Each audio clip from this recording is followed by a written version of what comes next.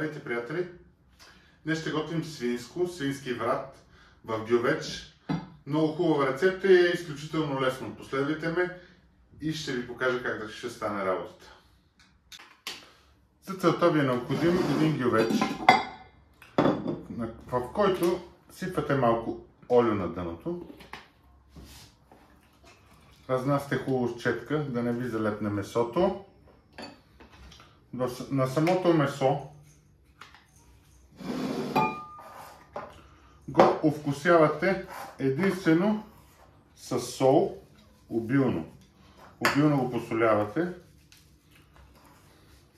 Ето така. И черен пипер. Нищо друго не му е необходимо.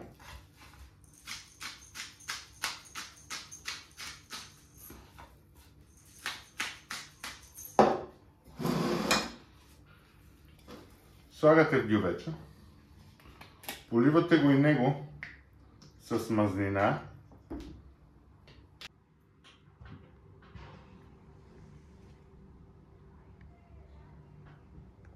и добавяте отстрани 2 пръста 300 мл вода. И цялото това нещо отива във фурната на 220 градуса. Около 2 часа ще го проверяваме.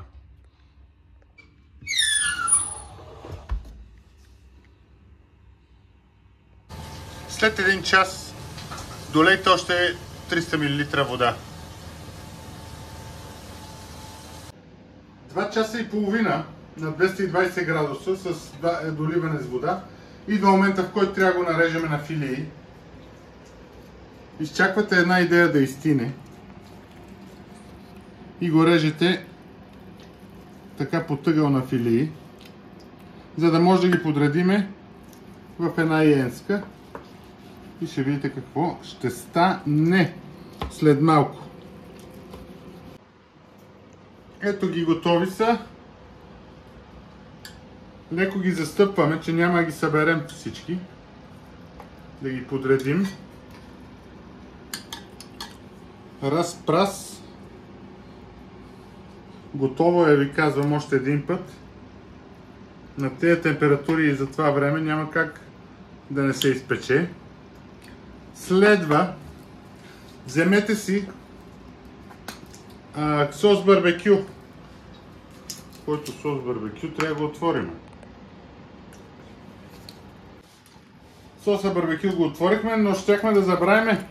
Може една идея на вкус да му сложите черно пиперче, пак с очица, защото вътрешната част, колкото и да е осолен отвън, до отвътре не е достигнал. Следва соса барбекю,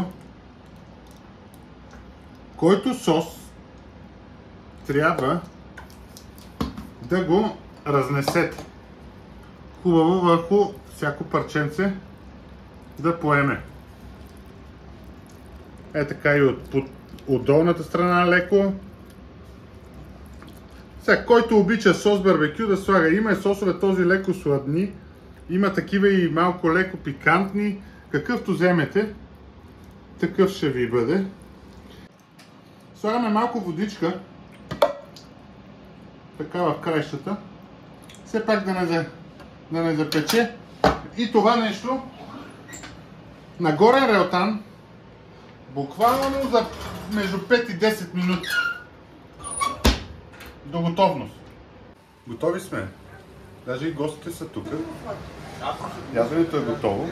10 минути на горен реотан, вижте го леко. Не се претеня, че това е загоряло. Това е самия барбекю сос. Месото не е. Така изглежда. Като го пробвам, ще пишеме коментари отдолу. Не забравяйте, ако ви е харесал клипа, палчето да натиснете. Бъдете здрави и до нови срещи!